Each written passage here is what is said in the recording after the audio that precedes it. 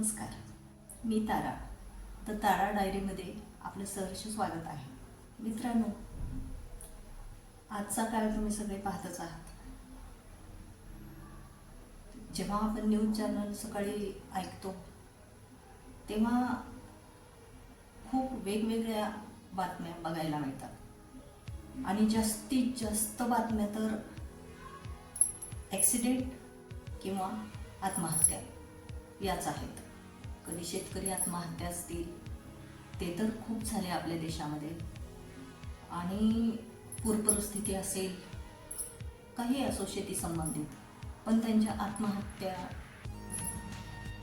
पीक उत्पन्नाला घेऊन असेल, कर्जबाजारीपणामुळे असेल, किंवा त्यांच्या शेतीबद्दलच्या ज्या पण काही समस्या आहेत त्या घेऊन त्यांनी आत्महत्या भरपूर केलेल्या आहेत आणि बऱ्याच जणांचे घर उद्ध्वस्त झालेले आहेत. आणि यामध्ये दुःख वाटण्याचं कारण हे आहे की हे जे आत्महत्या केलेले जे लोक आहेत यामध्ये 40 ते 45च्या आतले लोक जास्त आहेत, ज्यांचं पूर्ण आयुष्य जगायचं राहिलेलं आहे. छोटे लेकरं आहेत, बायको आहे घरामध्ये, आई वडील आहेत, अशाला अर्ध्यावर सोडून ते गेलेले आहेत. कारण एकच, कर्जबाजारीपणा, वेळेवर न मिळणारी मदत, त्यामुळे ते हताश होऊन गेलेले आहेत. अशा घटना पाहिल्या की मन खूप सुन्न होतं.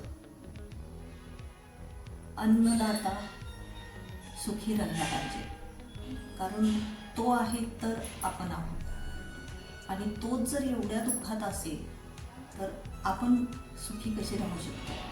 भलेही आता असो, इन फ्युचर त्याचं काय?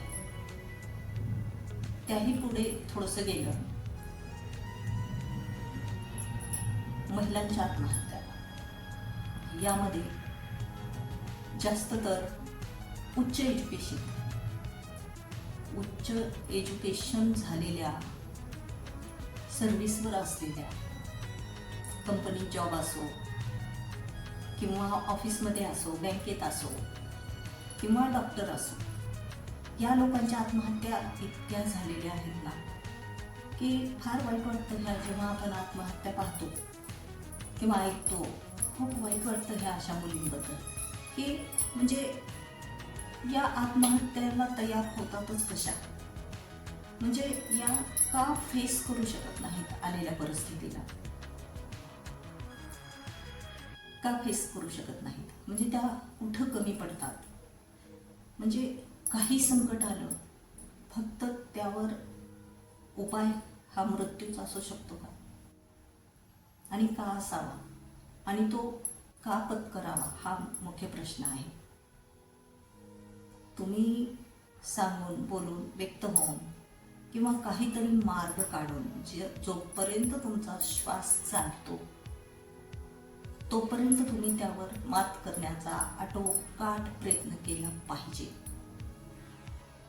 भलेही शेवटच्या क्षणाला का होत नाही, पण त्यावर सोल्युशन निघतं किंवा तशी परिस्थिती चालून येते. पण तुम्ही प्रयत्न करायला जर कमी पडलात, इतर दुसरे काय करणार? आणि जीवन माणसाचं एकटाच आहे. बरं, तुम्ही ज्या दिवशी संपता त्या दिवशी अख्खं कुटुंब तुमच्या मागे असतं. आई वडील असतील, बायको असेल, लेकरबाळ असतील, इतर नातेवाईक असतील, किंवा तुमचे काही जिम्मेदारीचे कामं राहिलेले असतील, त्या कोण पूर्ण करणार? तुम्ही गेल्यानंतर तुमच्या कुटुंबाचं काय होतं? तुमची जिम्मेदारी नाही आहे का तो विचार करण्याची? हे पाऊल उचलण्याच्या अगोदर तुम्ही हा विचार नक्कीच करायला हवा ना. संकटावर मात करण्याची हिंमत असायला हवी. मग ती हिंमत येते कशी? आत्मविश्वास. आता एखाद्याला माहीत असतं रस्ता खराब आहे किंवा घसरता आहे, आपण त्यावर स्लिप होऊ शकतो किंवा पडू शकतो, पण जी व्यक्ती स्वतःला सांभाळून चालण्याचा प्रयत्न करते, माहिती आहे त्याला की आपण पडू शकतो, पण तरीही आपला तोल सावरत जो चालण्याचा प्रयत्न करतो तो रस्ता आपोआपच पार करू शकतो. आणि संकटाचं पण तसंच आहे. संकटाचं पण अगदी सेम आहे. संकट आहे, संकट आहे, संकट आहे, घाबरायचं, मार्ग नाही, काय करू असं जर म्हणत बसला तर तुम्हाला मार्ग कसा सापडेल? मार्ग कसं सापडणार आहे तुम्हाला? त्या संकटाशी 2 हात करण्याची हिंमत हवी आहे तुम्हाला. आणि ती हिंमत खरं तर आई वडिलांनी लहानपणापासून त्या लेकरामध्ये द्यायला हवी. आता करायचं काय मग नेमकं आई वडिलांनी? हा पण महत्वाचा प्रश्न आहे. कारण आजकालच्या स्थितीमध्ये आई वडील 100% जिम्मेदार आहे. आणि ते कसे आहेत?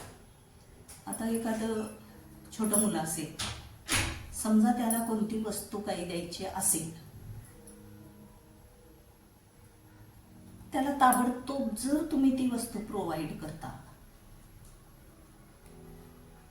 कसं होणार? त्याला त्या वस्तूसाठी थोडीशी वाट बघू द्या. त्याला त्याची किंमत कळली पाहिजे की ही वस्तू आणण्यासाठी म्हणजे काय परिश्रम करावे लागतात. तुम्ही त्याला ताबडतोब जर आणून दिली, त्याला त्याचं व्हॅल्यू कळणारच नाही ना. आणि दुसरा प्रश्न, एखादी वस्तू हवी तर हवी, आणि जर समजा ती वेळेवर नाही दिली गेली, त्याला बऱ्याच अडचणी असू शकतात न देण्यामागे. मार्केटमध्ये जाणं म्हणा, किंवा कधी कधी गाड्या नसतात, वाहन नसतं, किंवा एखादी लेडीज एकटी असते, ती जाऊ शकत नाही, घरात छोटं मुलं असेल तर. मग समजा नाही दिलं, मग त्या लेकराला लगेच वाटू शकतं की आपल्याला ही वस्तू आज मिळालेली नाही वेळेवर. मग त्याचा अकांड तांडव चालू होतो. आणि मग हे त्याचा स्वभाव वाढत जातो वरचेवर, की आपल्याला काही नाही मिळालं की धिंगाणा गोंधळ सुरू करणे. पण पालकांमध्ये इतकी क्षमता पाहिजे की त्याला समजावून सांगून शांत करणं. एखादी वेळा कोणती वस्तू नाही मिळाली तरी पण त्याचं दुःख वाटून घ्यायचं नाही, किंवा कमीपणा समजून घ्यायचा नाही. किंवा एखाद्याने दुसऱ्या मुलांनी समजा आणली तरी न मिळाल्याचं जे दुःख असतं, किंवा थोडंफार लहान लेकरांचं काय, त्यांना म्हणजे ती पण जाणीव व्हायला पाहिजे की ठीक आहे, नाही मिळालं, उद्या आणून देते माझ्या आई, किंवा नंतर आणून देते. म्हणजे ही पण सवय त्यांना व्हायला हवी. त्यांची डिमांड आली की तुम्ही पूर्ण करता, त्यांची डिमांड आली की तुम्ही पूर्ण करता. यामुळे काय होतं, त्या लेकरामध्ये नाही किंवा लेट हा शब्द ऐकण्याची कॅपॅसिटीच नसते. म्हणजे त्यांचं ऐकून घेण्याचं मनच तयार नसतं. त्यामुळे होतं काय की ह्या मनोवृत्तीमध्ये त्यांच्या वाढ होत जाते, आणि परत त्यांना म्हणजे तशी सवय लागते. मी अशा पण काही म्हणजे लेडीज पाहिल्यात की जेव्हा त्यांना कुठं बाहेर जायचं असतं, मग त्यांच्या फ्रेंड्सकडे सोडतात, किंवा शेजारी. तुम्ही शेजारी लेकरांना सोडू शकता का? किंवा तुमच्या फ्रेंड्सच्या घरी सोडू शकता का? तिथं त्यांच्या काय गप्पा असतील, किंवा ते तिथं मिक्सअप होतात का त्यांच्यामध्ये? त्यांना तिथं बसावं वाटतं का? म्हणजे स्वतःचं काम करून घेण्यासाठी, किंवा तुम्हाला काही काम असेल तर तुम्ही इतरांच्या भरोशावर लेकरं सोडणार. मग तिथं त्यांच्या काय गप्पा होतात, किंवा त्यांच्या घरामध्ये लेकरं छोटे असतील, मोठे असतील, मोठ्यांच्या वेगळ्या गप्पा असतात, छोट्यांच्या वेगळ्या असतात. मग तुम्ही एवढं इनसिक्युअर लेकरांना दुसऱ्याच्या भरोशावर नाही सोडू शकत. बाहेर जाणे, लेकरांना एकटं सोडणे, मोबाईल किंवा TV लावून देणे, किंवा लॅपटॉप काही हे घे आणि बसतो. मग अशानं होतं काय, ते लेकरू खूप अतिशहाणं होतं, आणि मग त्याला आईची पण भीती राहत नाही आणि वडिलांची पण राहत नाही. आणि नंतर मग जेव्हा ते मोठं होतं तेव्हा अशी वेळ येते की ती कुणालाच घेत नाही ते लेकरं. आणि मग जर एखादी घटना त्यांच्या मनासारखी नाही झाली, ते स्वतंत्र काही पण करायला, ते जॉबवर असते किंवा एखादा जॉबच्या शोधात असेल, समजा त्याला लवकर नाही मिळाला जॉब, लगेचच तो निराश होतो. का बुवा एवढे निराश होण्याची काय गरज आहे? तू नंतर प्रयत्न करू शकत नाहीस का? म्हणजे तोच एकच जॉब किंवा एकच जे काही काम होतं तुला ते एकच आहे का? दुसरं नाही आहे का? तू दुसरं पण करू शकतो ना. किंवा एखादी लेडीज असेल, काही लेडीजना सहनच होत नाही, की एक शब्द पण त्यांना सहन होत नाही. आणि सहनशक्ती, सहनशीलताच तुम्हाला मजबूत बनवते. तुम्ही जेवढी सहनशील असाल तेवढी तुम्ही मजबूत असाल. कारण ही सहनशीलता तुम्हाला दगडासारखी मजबूत बनवते. ठामपणा येतो त्याच्यामुळे.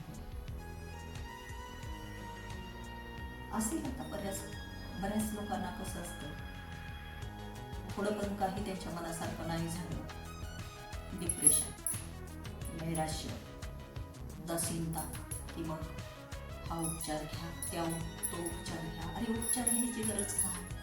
तुमचं मनच सगळ्या गोष्टीवर उपचार करू शकतं. मनच उपचार करू शकतं. त्याला संयम हवा, त्याग हवा, एकमेकाबद्दलची आपुलकी हवी. ह्या जर गोष्टी तुम्ही तुमच्या मुलांना दिल्या, ते जीवनात कधीच अपयशी होणार नाही आणि कधीच डिप्रेशनमध्ये जाणार नाही किंवा स्वतःला कमी समजणार नाहीत आणि आत्महत्या तर कधीच करणार नाहीत. त्यांना संयम हा शिकवायलाच हवा.